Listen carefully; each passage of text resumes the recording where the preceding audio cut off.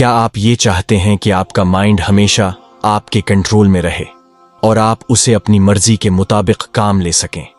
अगर आप यही चाहते हैं तो इस वीडियो को आखिर तक जरूर देखिएगा। आज मैं आपको एक कहानी सुनाऊंगा।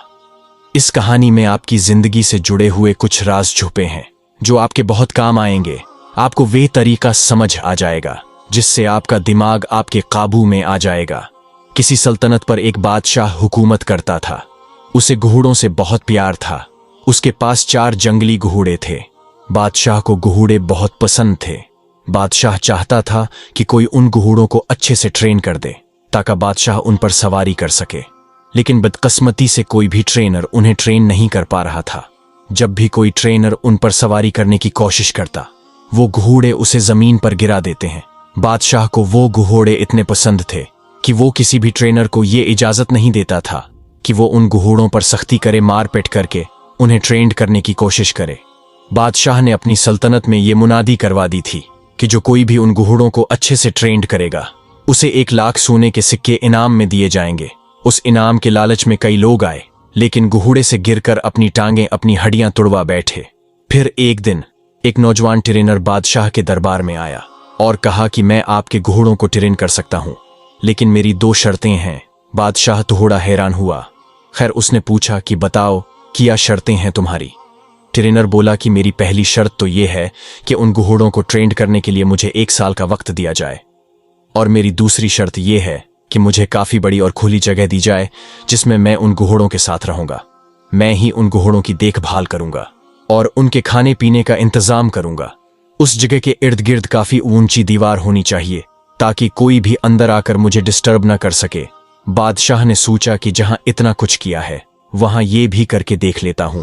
बादशाह ने कहा, ठीक है, तुम कल से आ जाना, तुम्हारी सारी शर्तें पूरी कर दी जाएंगी। वो ट्रेनर वादे के मुताबिक कल आ गया और सभी घोड़ों को एक बड़े से बाड़े में ले जाकर के उसने चुहोड़ दिया, कुहला चुहोड़ दिया। अब वो चारों घोड़े बाड़े के अंदर इधर उधर दौड़ने लगे। अब ट्रेनर ने क्या किया कि बाड़े की दीवार के साथ साथ दौड़ने लगा। कुछ देर दौड़ भाग करने के बाद उसने घोड़ों को चारा खिलाया, पानी पिलाया, खुद भी खाना खाया और आराम से उसी बाड़े में लेट गया। घोड़े अब भी बाड़े के अंदर आजाद थे। किसी को कोई रस्सी नहीं बांधी गई थी। शाम को वो ट्रेनर पहर उठा और बाड़े की दीवार के साथ साथ दौड़ने लगा। जब वो दौड़ता था तो घोड़े भी इधर उधर भागते थे। जब शाम हुई तो उसने घोड़ों को खाना खिलाया, पानी पिलाया, खुद भी अपना खाना खाया, घोड़ों को रस्सी से बांधा और खुद भी उनके साथ ही जमीन पर चटाई बिछाकर सो गया। सुबह हुई तो ट्रेनर घोड़ों को कुहूल कर बाड़े में भागने लगा। अब यही उसका रोज का मामूल था। वो ट्रेनर दिन भर घोड़ों को कुहला रखता, उन्हें खाना खिलाता, नहलाता, दुहलाता, उनसे प्यार करता, उनसे खिलता और शाम को उन्हीं के साथ सो जाता। आहिस्ता आहिस्ता घोड़ों को ये लगने लगा था कि ये ट्रेनर उनका दोस्त है, क्योंकि जब से वो ट्रेनर आया था वो चारों घोड़े आजादी महसूस करने लगे थे। घोड़े भी अब ट्रेनर को प्यार करने लगे थे। ऐसा करते करते 6 महीने गुजर गए।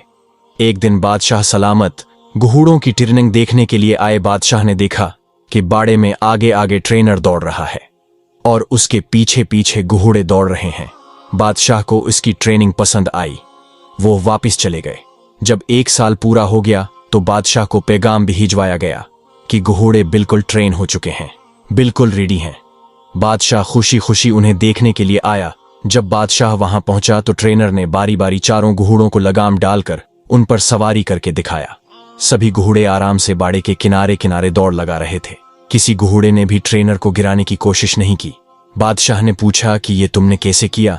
ऐसा तो कोई भी नहीं कर सका। तुमने ये खास काम कैसे किया? ट्रेनर ने कहा कि पहले मैं उनके साथ रहकर, उनको आजादी देकर उनका दोस्त बन गया। मैंने उनका एतमाद हासिल किया। फिर मैं उनके साथ दौड़ता था तो ये भी मेरे साथ साथ दौड़ते थे। फिर आहिस्ता आहिस्ता मैंने उनकी पैठ पर काटी रखने की कोशिश की। शुरू में ये उसे गिरा देते थे। फिर आहिस्ता आहिस्ता ये सेठ को लेकर दौड़ने लगे। फिर मैं उनकी कमर पर बैठता था जब ये खड़े रहते थे। कुछ देर बैठता था और फिर उतर जाता था। जब घोड़े मुझे पेट पर बैठाने लगे तो फिर मैं उनकी पेट पर बैठकर उनको दौड़ाने लगा। अब नतीजा आपके सामने है। बादशाह ये जानकर बहुत खुश हुआ। उसने उसे सोने के सिक्के भी दिए।